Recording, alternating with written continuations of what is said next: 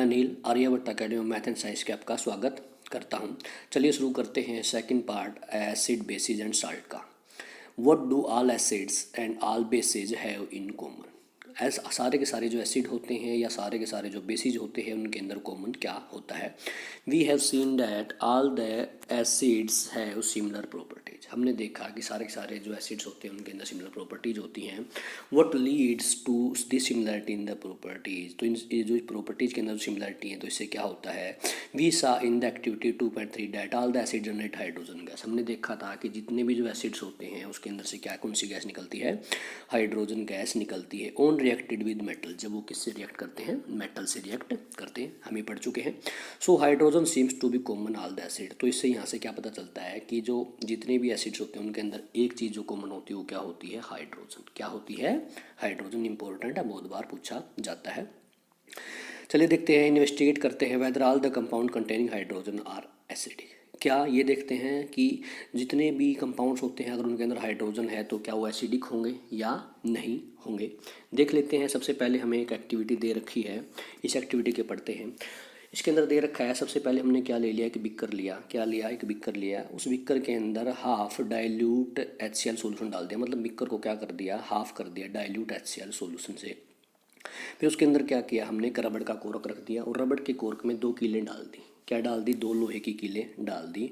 उन दोनों लोहे की कीलों को 6 वोल्ट की बैटरी के साथ जोड़ दिया और साथ में उसमें क्या लगा दिया, एक बल्ब लगा दिया। क्या लगा दिया, बल्ब लगा दिया। अब क्या करेंगे, जब इसके अंदर से हम क्या करेंगे, इलेक्ट्रिसिटी या जो हमारी जो 6 वोल्ट की बैटरी लगी हुई है उसका स्विच ऑन करेंगे तो क्या होगी, इलेक्ट्रिसिटी इसके अंदर से पास होगी। जो हमारा बल्ब है वो क्या करने लगेगा, जलने लगेगा। ठीक है। अब और देखते हैं, जैसे इसके अंदर 2.8 एक्टिविटी दे रखी है जिसके अंदर एग्जाम्पल ले रखा है ग्लूकोज का, एल्कोहल का, HCl का, सल्फ्यूरिक एसिड का। देखिए हमने एक्टिविटी कर ली किसके साथ, HCl के साथ कर ली। किसके साथ कर ली, HCl के साथ कर ली। अब यही एक्टिविटी दोहराते हैं H2SO4 के साथ, ग्लूकोज के साथ और अल्कोहल के साथ। तो इन सभी की एक्टिविटी को करने के बाद हमें पता चलता है कि जो हमारा हाइड्रोक्लोरिक एसिड है और जो सल्फ्यूरिक एसिड है जिसको H2SO4 कहा जाता है, ये दोनों तो इलेक्ट्रिसिटी को कंडक्ट करते हैं, लेकिन ग्लूकोज और अल्कोहल ऐसा नहीं कर पाती है। देखते हैं ऐसा क्यों होता है, पढ़ते हैं। The bulb will start glow in the case of the acid. जो बल्ब है वो जलना शुरू हो जाता है किस केस में, एसिड के केस में, जो हमने देखा अभी। But you will absorb that the glucose जो है हमारी और जो अल्कोहल है, आप देखेंगे जो ग्लूकोज है और अल्कोहल है solution do not conduct electricity, वो इलेक्ट्रिसिटी को कंडक्ट नहीं कर पाते। Glowing of the bulb indicate that there is a flow of electric current through the solution. Bulb के जलने से पता चलता है, नॉर्मल सी बात है, अगर कोई बल्ब जलेगा तो इसका मतलब क्या हुआ, वहाँ से इलेक्ट्रिक जो करंट है हमारा वो क्या हुआ है, फ्लो हुआ है, चला है। तो electric current is carried through the acidic solution by the end. तो याद रखना, जो इलेक्ट्रिक करंट है वो सोल्यूशन के अंदर किसके द्वारा पास किया जाएगा, आयंस के द्वारा। नॉर्मल सी बात याद रखना है हमेशा कि जो इलेक्ट्रिक करंट होगा वो 2 चीज़ों के द्वारा ही चलता है, या तो क्या हो उसके अंदर फ्री इलेक्ट्रॉन्स हो, क्या हो, फ्री इलेक्ट्रॉन्स हो, या फिर क्या हो उसके अंदर फ्री आयंस होने चाहिए। क्या होने चाहिए, फ्री आयंस। तो यहाँ पे इलेक्ट्रॉन्स तो नहीं है, यहाँ पे फ्री क्या है, आयंस है। तो देखिए acid contains as positive ions as cation. जो एसिड्स होंगे वो किसका काम करेंगे, एज पॉजिटिव आयन का, कटायन का काम करेंगे। और एनायन क्या होंगे इसके अंदर, Cl नेगेटिव जो किससे मिलेगा, HCl से। NO3 नेगेटिव किससे मिलेगा, HNO3 से। SO4 2 नेगेटिव जो कहाँ से आएगा, H2SO4 से। और CH3COO नेगेटिव वो कहाँ से आएगा, CH3COH एसिटिक एसिड से। Since the cation present in the solution which are responsible for the acidic property. तो याद रखना इसके अंदर जो भी कटायन प्रेजेंट रहेंगे, जैसे H पॉजिटिव था हमारे पास, ये क्या होता है हमारा भाई, यही हमारा क्या होगा, एसिडिक प्रॉपर्टीज के लिए क्या होगा, रिस्पॉन्सिबल होगा। किसके लिए रिस्पॉन्सिबल होगा, एसिडिक प्रॉपर्टीज के लिए रिस्पॉन्सिबल होगा।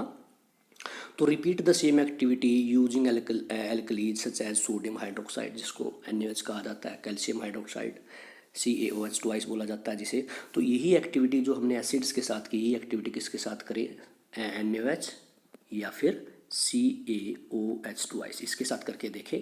तो याद रखो इसके अंदर भी क्या होगा हमारे पास, जो हमारे आयंस हैं जैसे Ca2 पॉजिटिव बनेगा या फिर Na पॉजिटिव बनेगा, इस टाइप के आयंस बनेंगे, ये भी क्या करेंगे, इलेक्ट्रिसिटी को कंडक्ट करेंगे।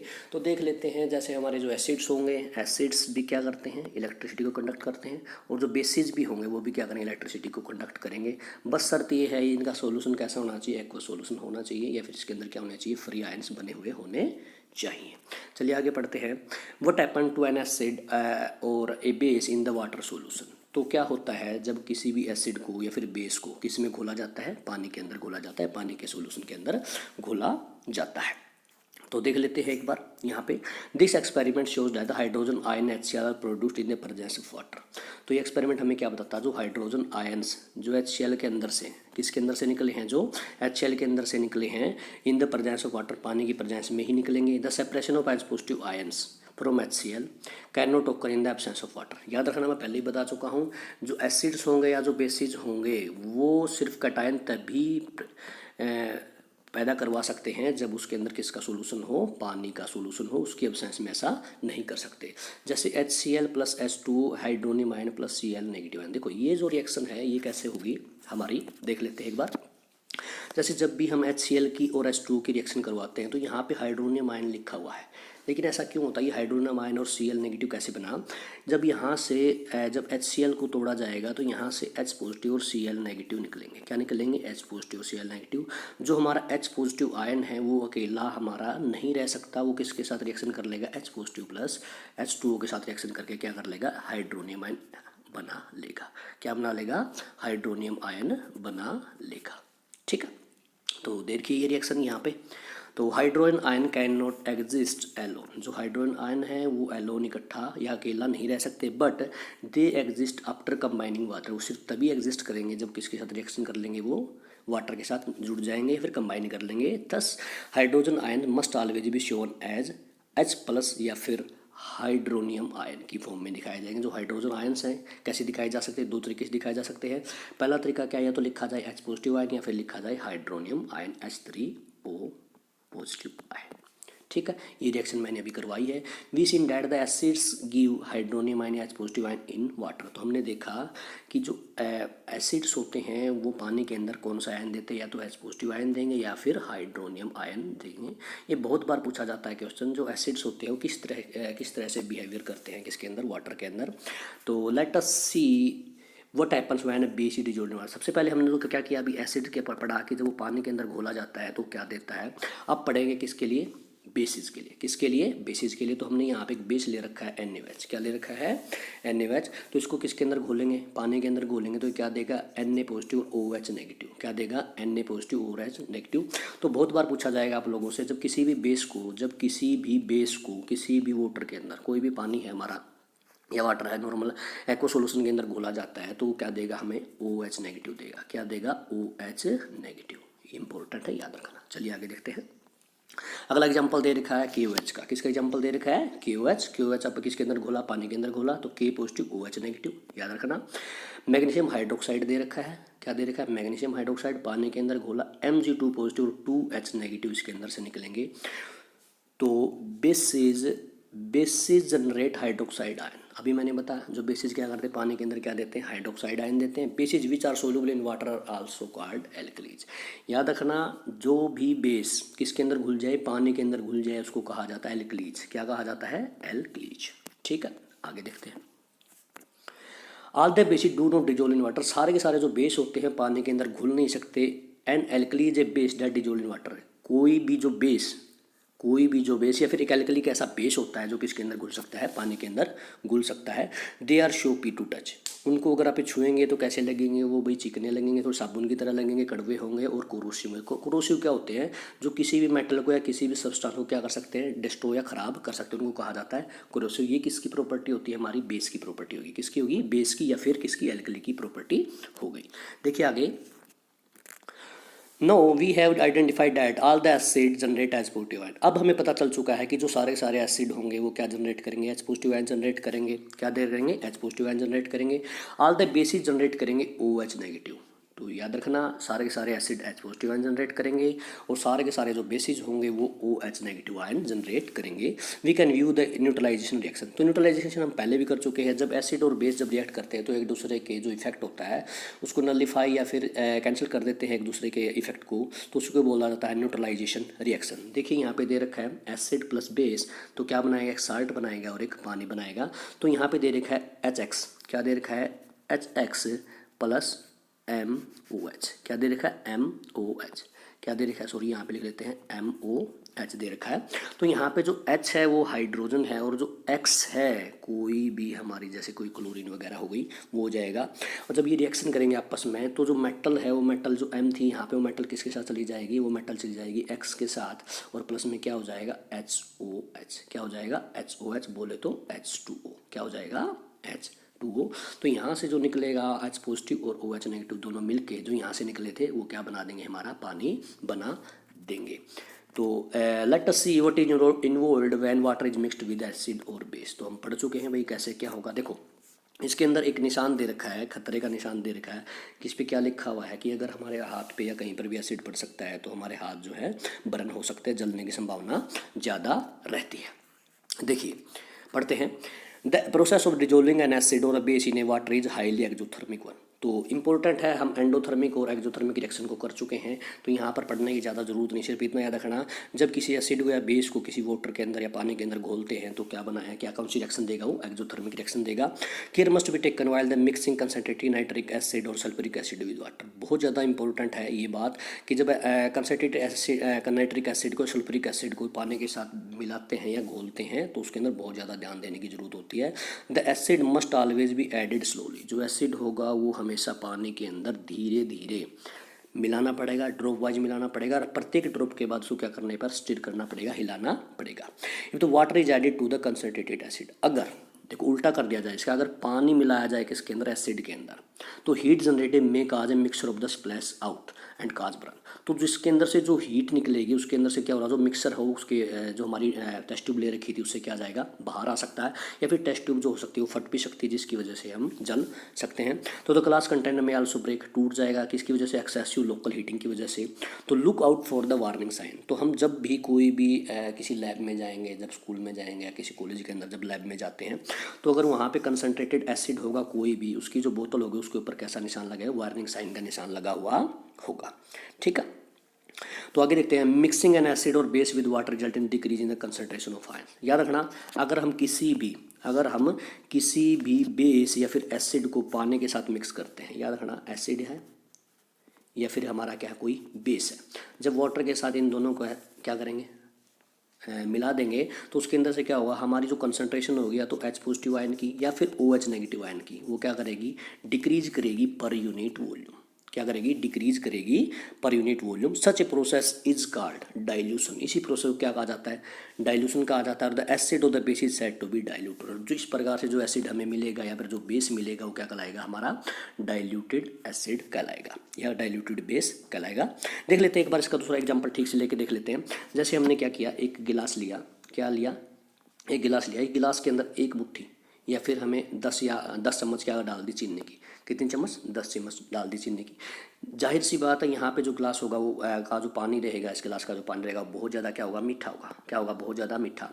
अब ऐसा करते हैं, इसी गिलास को किसी में उड़ेल देते हैं, किसी बाल्टी ले ली हमने, बहुत बड़ी बाल्टी ले ली, उसके अंदर पानी डाल दिया। अब इसके अंदर इस बाल्टी को पूरा भर देते हैं, क्या कर देते हैं, पूरा भर देते हैं। अब फिर बाद में इसको चेक करेंगे क्या वो जो मीठापन था उसके अंदर वो उतना ही रहेगा, नहीं, मीठेपन की जो मात्रा है वो क्या हो जाएगी, कम हो जाएगी। इसके रीजन क्या हुआ, जो चीनी की मात्रा थी, जो सोल्यूट था उसके अंदर घुला हुआ था, पर यूनिट वॉल्यूम क्या हो गया, कम हो गया। उसी तरीके से जब किसी भी एसिड या बेस के अंदर हम क्या करते हैं, पानी मिलाते हैं तो डाइल्यूट हो जाएगा, वो पतला हो जाएगा। चलिए आगे सीखते हैं। आगे क्या है, हाउ स्ट्रॉन्ग आर एसिड और बेस इज सॉल्यूशन। देखिए क्या क्या रखा है इसने कि जो हमारे जो एसिड के या जो बेस के जो सॉल्यूशन होते हैं वो कितने स्ट्रॉन्ग होते हैं और कितने वीक होते हैं। We know that how acid base indicator can be use to distinguish between acid और बेस। हमने क्या किया, एसिड और बेस के अंदर डिफरेंस करना पता कर लिया। We have also learn in the previous section about the dilution. हमने क्या पढ़ लिया, डाइल्यूशन कैसे होता है वो भी पढ़ लिया। और डाइल्यूशन के बाद जो डिक्रीज होता है कंसंट्रेशन के अंदर H पॉजिटिव के या फिर OH नेगेटिव के आयन के अंदर, वो कैसे होता है।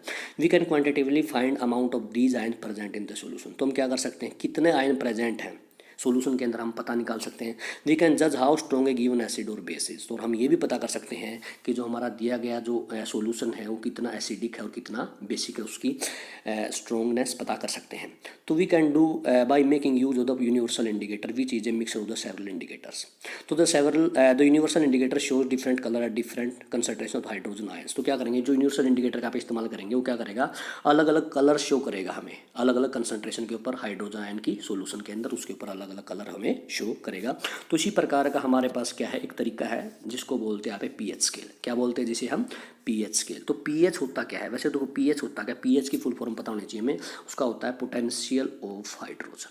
क्या होता है, पोटेंशियल ऑफ हाइड्रोजन को क्या कहा जाता है, पीएच स्केल। क्या कहा जाता है, पीएच स्केल। देखिए, scale for measuring hydrogen ion, ऐसा स्केल जो किसको मापता है, हाइड्रोजन आयन की संख्या को या उसकी मात्रा को मापता है या उसकी कंसंट्रेशन को मापता है किसी सॉल्यूशन के अंदर, वो क्या कहलाएगा, हमारा पीएच स्केल। क्या कहलाएगा, वो पीएच स्केल। तो यहाँ पे जो पीएच के अंदर जो पी है वो किसके लिए आता है, पोटेंस के लिए आता है। क्या कहलाता है, पोटेंस के लिए। और पोटेंस को जर्मन भाषा में कहा जाता है पावर। क्या कहा जाता है, शक्ति। ठीक है। On the pH scale we can measure pH generally from the 0 to 14। कहाँ मतलब आप सकते देखना है, सबसे पहले मैं दिखा देता हूँ पीएच स्केल होता क्या है। पीएच स्केल हमारे पास क्या रहेगा, एक इस टाइप का क्या रहेगा, हमारा जो फूटा होता है उस टाइप का एक स्केल रहेगा। उसके ऊपर 0 से लेके 14 तक, 0 से लेके 14 तक क्या रहेंगे, नंबरिंग रहेंगे। एक एक के 1 है, 2 है, 3 है, 1 2 3 ऐसे करके यहाँ पे बीच में क्या आ जाएगा 7, और इस 7 से आगे जाके क्या आ जाएगा हमारा 14 तक आ जाएंगे, 8 9 10 11 12 13 14। ठीक है। अब यहाँ पे इसने पीएच स्केल हमें क्या बता, जब भी किसी सॉल्यूशन की या कोई भी सब्सटेंस है उसकी वैल्यू पीएच स्केल पे 7 से कम आती है, 0 और 7 के बीच में आती है, तो वहाँ पर हम उसको बोलेंगे एसिडिक। क्या बोलेंगे उसको, एसिडिक। और 7 से 14 के बीच में आती है उसको बोलेंगे हम क्या, बेसिक। क्या बोलेंगे, उसकी प्रकृति कैसी रहेगी, नेचर कैसा रहेगा, बेसिक। ठीक है। लेकिन यहाँ पे एक और बीच में जो बीच में दे रखा है ये जो 7 वाला 7.0, तो यहाँ पे अगर किसी की 7.0 आ गई तो उसको बोलेंगे न्यूट्रल। क्या बोलेंगे, न्यूट्रल। जो हमारा डिस्टिल्ड वाटर होता है, शुद्ध पानी होता है, वो हमारा क्या होता है, न्यूट्रल होता है। क्या होता है हमारा, वो न्यूट्रल। ठीक है। देखिए दोबारा से इसी में एक बार बात कर लेते हैं यहीं पे। जैसे हमने ये पढ़ा था, 0 से 14 और बीच में हमारा 7। यहाँ से अगर हम लेफ्ट टू राइट जाएं, मतलब 7 से लेके 14 तक जाते हैं। कहाँ तक जाते हैं, 7 से लेके 14 तक। तो यहाँ पे जो H पॉजिटिव आयन की जो कंसंट्रेशन है वो क्या होती जाती है, डिक्रीज। क्या होती जाती है, डिक्रीज होती जाती है। और अगर हम यहाँ से 7 से 0 की ओर जाए तो यहाँ पे H पॉजिटिव आयन की कंसंट्रेशन क्या होती जाती है, बढ़ती जाती है, इंक्रीज करती जाती है। ठीक है, ये हो गया। और दूसरा, अगर यहाँ से हम चलें तो यहाँ से क्या होगा, जो OH नेगेटिव की है 7 से 14 तक जो OH नेगेटिव की कंसंट्रेशन है वो क्या करती जाएगी, इंक्रीज करती जाएगी। और 7 से 0 तक OH नेगेटिव की जो कंसंट्रेशन है वो क्या करती जाएगी, डिक्रीज करती जाएगी। चलिए पढ़ते हैं आगे। तो हमने पढ़ लिया कि जो पीएच के ऊपर जो मान होता है 0 से लेके 14 तक होता है, 0 से 7 तक एसिडिक होगा और 14 पे क्या रहेगा, 7 से 14 तक क्या रहेगा, बेसिक या फिर एल्कलाइन रहेगा। PH should be thought of the simply as a number which indicate the acidic or basic nature of solution. PH होता क्या है, सिंपली हमें क्या बताता है, पीएच किसी भी सॉल्यूशन का एसिडिक और बेसिक नेचर को हमें बताएगा। Higher the hydronium ion concentration, किसी की भी जो हाइड्रोनियम आयन है H3O पॉजिटिव की जितनी ज़्यादा कंसंट्रेशन रहेगी, lower is the pH. Lower is the pH क्या रहेगी, लोअर इज द पीएच रहेगी। देखिए आगे, the pH of the neutralization, the pH of the neutral solution is क्या रहेगी, 7। जो मैं बता चुका हूँ आप लोगों को, जो पीएच है न्यूट्रल सॉल्यूशन की वो क्या है, 7 है। क्या है, 7 है। Values less than 7 on the pH scale represent the acidic solution. याद रखना, मैं बता चुका हूँ 7 से जो कम रहेगी पीएच स्केल के ऊपर वैल्यू किसी भी सॉल्यूशन की वो क्या बताएगी, एसिडिक। अगर 7 से 14 के बीच में तो हमें क्या बताएगी, OH की कंसंट्रेशन बताएगी। जैसे जैसे OH की कंसंट्रेशन बढ़ेगी वैसे वैसे वो बेसिक होता जाएगा और भी ज़्यादा बेसिक होता जाएगा। तो that is increase in the strength of the alkali. तो generally paper impregnated with the newson indicator is use for the pH. तो हमारा इसका इस्तेमाल किया, पेपर इम्प्रेगनेटेड का इस्तेमाल किया जाएगा किसके लिए, यूनिवर्सल इंडिकेटर के साथ, किसके लिए, मेजरिंग करने के लिए पीएच को। किसको, पीएच को। देखिए मैं पहले इसके बारे में बता चुका हूँ लेकिन फिर भी थोड़ा बहुत इसके अंदर फिर भी डिस्कस कर लेते हैं। यहाँ पे दे रखा है हमारे पास एक पीएच स्केल दे रखा है जिसके ऊपर कंसंट्रेशन दे रखी है H पॉजिटिव की और OH नेगेटिव आयन की। देखो यहाँ पे 0 दे रखी है और यहाँ पे 14 दे रखा है। बीच में हमारा जो न्यूट्रल आता है वो 7 आता है। तो यहाँ पे जैसे जैसे पे 7 to 0 जाते हैं तो H पॉजिटिव आयन की जो कंसंट्रेशन है वो क्या हो रही है, इंक्रीज हो रही है। और जो OH नेगेटिव की है वो क्या कर रही है, डिक्रीज कर रही है। और 7 to अगर 14 जाते हैं, 7 से अगर 14 जाया जाता है तो हमारी जो OH नेगेटिव आयन की जो कंसंट्रेशन है वो इंक्रीज कर रही है और जो H पॉजिटिव आयन की कंसंट्रेशन है वो क्या कर रही है, डिक्रीज कर रही है। ये मैं बता चुका हूँ। ठीक है, आगे देखो।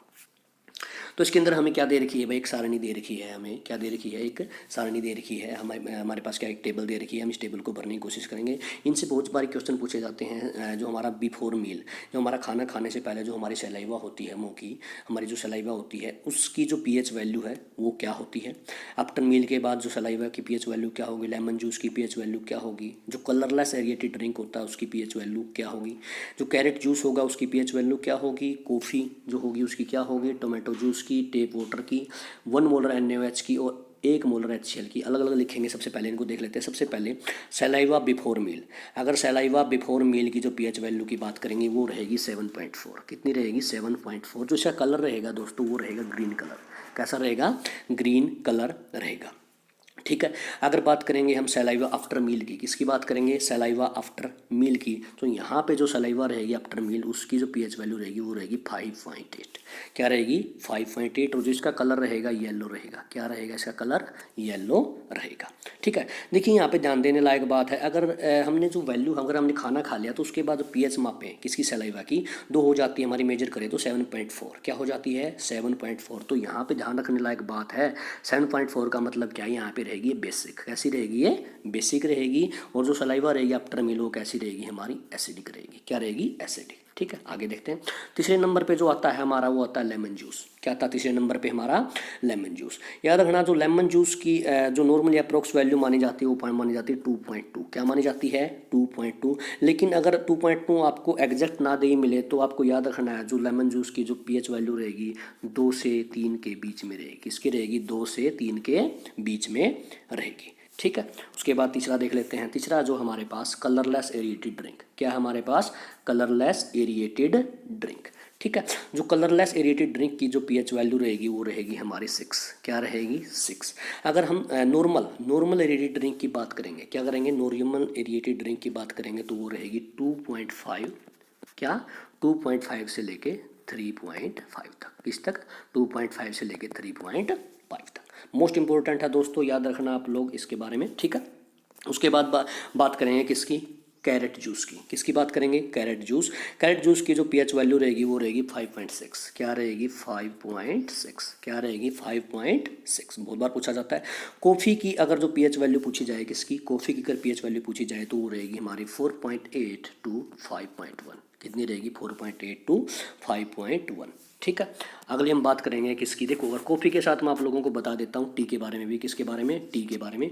अगर टी की बात करो, किसकी बात करो, टी की। अगर टी की अगर आप बात करते हैं किसकी पीएच वैल्यू की, जो टी की पीएच वैल्यू रहती है 7.2 होती है। कितनी होती है, 7.2 होगी। किसकी होगी, 7.2 टी की। उसके बाद आता है हमारे पास किसका, टोमेटो जूस। किसका आता है, टोमेटो जूस। टोमेटो जूस की जो पीएच वैल्यू रहेगी हमारे पास वो रहेगी 4.4। क्या रहेगी, 4.4। ठीक है, 4.4। अगर नॉर्मल टोमेटो की अगर बात करेंगे तो वो रहेगी 4 से लेके 4.4 तक। किस तक रहेगी, 4 से लेके 4.4 तक, कोई भी हो सकती है। ठीक है। आगे देख लेते हैं एक बार। आगे क्या रहेगा हमारे पास, आगे रहेगा हमारे पास दे रखा है टेप वाटर। क्या दे रखा है, टेप वाटर। टेप वाटर की जो पीएच वैल्यू रहेगी हमारे पास वो रहेगी 6.5 से लेके 8.5 तक। कितना भी हो सकता है, 6.5 से लेके 8.5 तक हो सकता है। उसके बाद 9 और 10 नंबर पे एक अलग टाइप की चीज़ दे रखी है जिसको बोलते हैं हम 1 मोलर NaOH। किसी भी जो हमारा जो सोडियम हाइड्रोक्साइड है उसकी अगर 1 मोल लें, कितनी मात्रा लें, अगर 1 मोल मात्रा लें तो उसकी जो पीएच वैल्यू पूछ रखी है तो उसकी पीएच वैल्यू याद रखना उसकी रहेगी हमारी 13 जो रहेगी हमारी 1 मोलर NaOH की पीएच वैल्यू रहेगी। और 1 मोलर HCl की जो वैल्यू रहेगी हमारी वो रहेगी हमारी -1। क्या रहेगी, -1। ये इंपॉर्टेंट है दोस्तों। 1 मोलर HCl की अगर वैल्यू पूछी जाए क्या रहेगी हमारे पास, -1। लेकिन अगर नॉर्मल HCl जो होता है हमारा उसकी वैल्यू पूछी जाए तो वो रहेगी 3.01। क्या रहेगी, 3.01। अगर नॉर्मल किसकी पूछी जाए, सोडियम हाइड्रोक्साइड की। किसकी पूछी जाए, सोडियम हाइड्रोक्साइड की, तो आप लोग कहोगे जी उसकी होती है 14। कितनी होती है, 14। जो क्या होता है, स्ट्रॉन्ग बेस होता है। जो क्या होता है, स्ट्रॉन्ग बेस होता है। एक बार फिर से इसके अंदर देख लेते हैं किस किस की वैल्यू दे रखी है। इसके अंदर वैल्यू दे रखी है जो यहाँ पे 1.2 दे रखी है, इंपॉर्टेंट है, गैस्ट्रिक जूस। किसकी होती है, गैस्ट्रिक जूस की। तो यहाँ पे 2.2 दे रखी है। लेमन जूस की हम बता चुके हैं, क्या कर चुके हैं, इसके बारे में बता चुके हैं। और प्योर वाटर के बारे में बताया था। प्योर वाटर की तो होती है हमारी नॉर्मल 7। क्या रहेगी, नॉर्मल 7 रहेगी। लेकिन अगर आप ब्लड की बात करो, किसकी बात करोगे, ब्लड की, तो ब्लड की जो वैल्यू रहेगी वो रहेगी 7.4। क्या रहती है हमारी 7.4।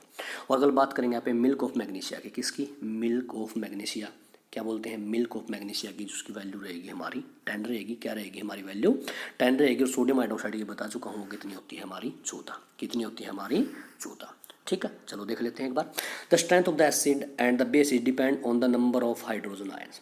क्या रहेगी, जो स्ट्रेंथ होती है हमारी एसिड की या बेस की, वो किस पे डिपेंड करती है, पहले ही पढ़ चुके हैं, कितने उसके अंदर हाइड्रोजन आयन है, कितने हम उसके अंदर OH नेगेटिव आयन प्रोड्यूस करती है।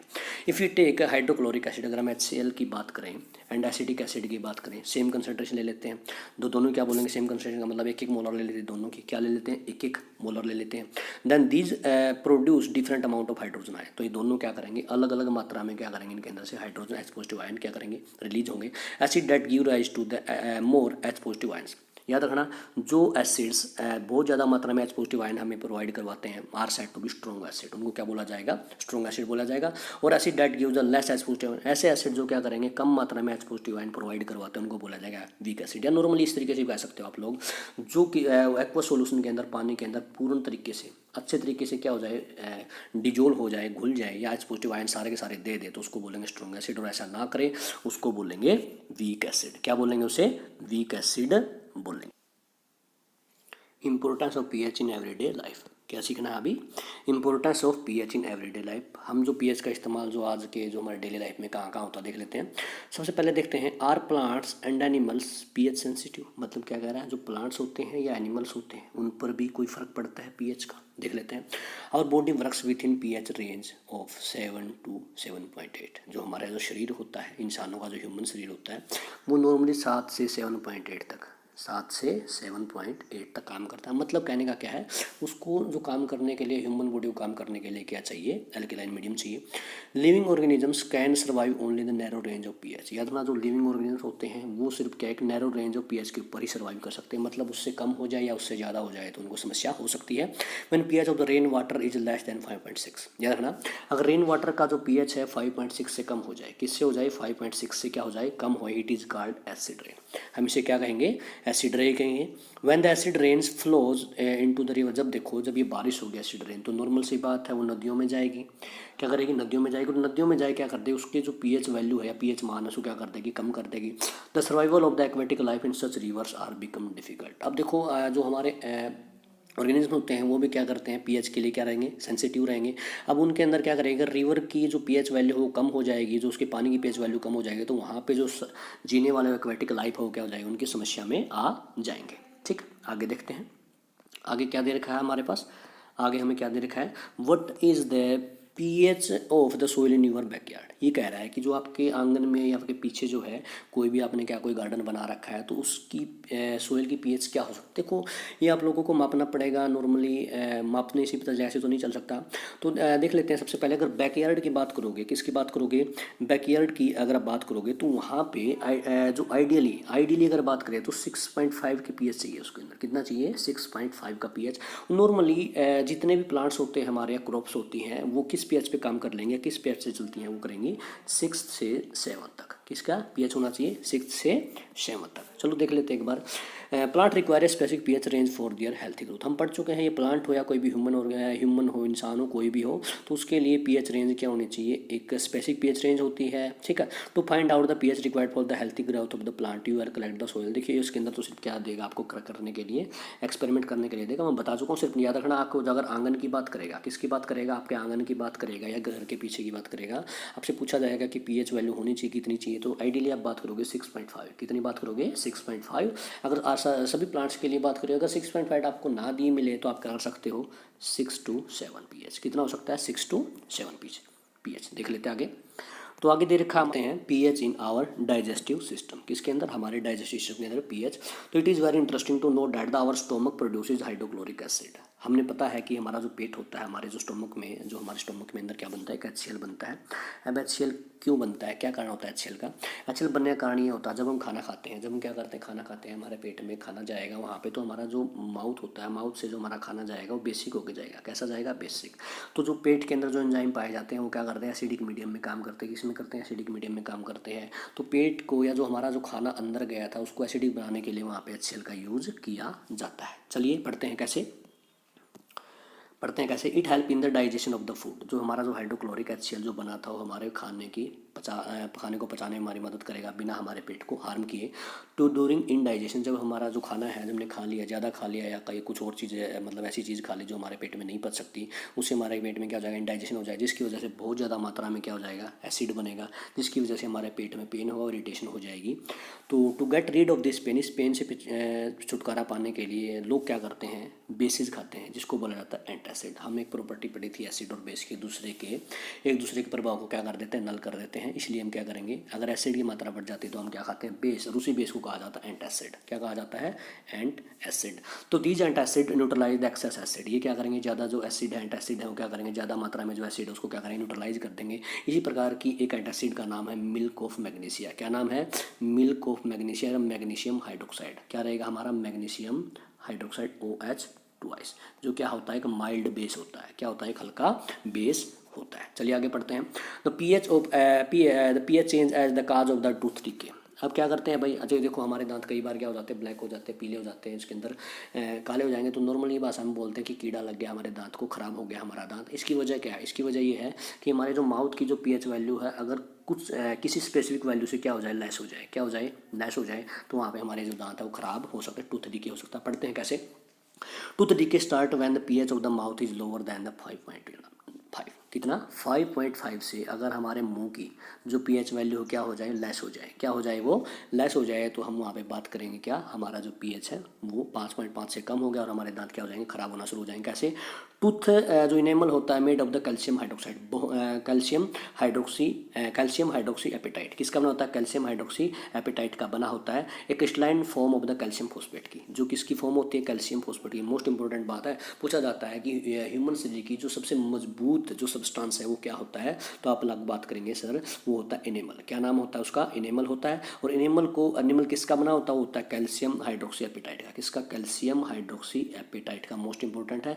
और कैल्शियम हाइड्रोक्सी एपेटाइट को ही कहा जाता है कैल्शियम फॉस्फेट। क्या होती है? कैल्शियम फॉस्फेट की फॉर्म होती है, जो क्या होता है, हार्डेस्ट सब्सटेंस होता है किसके अंदर, बॉडी के अंदर। It does not dissolve in the water. ये पानी के अंदर नहीं घुल सकता, बट इज कोरोडेड मान लो तो डिस्ट्रॉय हो सकता है किसके द्वारा, pH in the mouth is below 5.5। अगर जो माउथ के अंदर जो pH वैल्यू अगर 5.5 से क्या हो जाए, कम हो जाए, तो इसकी जो हमारे जो क्या नाम था इसका, एनिमल था, ये क्या हो गया हमारा, अगर कम हो जाए तो। ठीक है। तो bacteria present in the mouth produce acid by the degradation of the water. जो बैक्टीरिया होते हैं माउथ के अंदर प्रेजेंट करें, जो होते हैं हमारे, वो क्या करेंगे, एसिड प्रोड्यूस करेंगे। किसके द्वारा?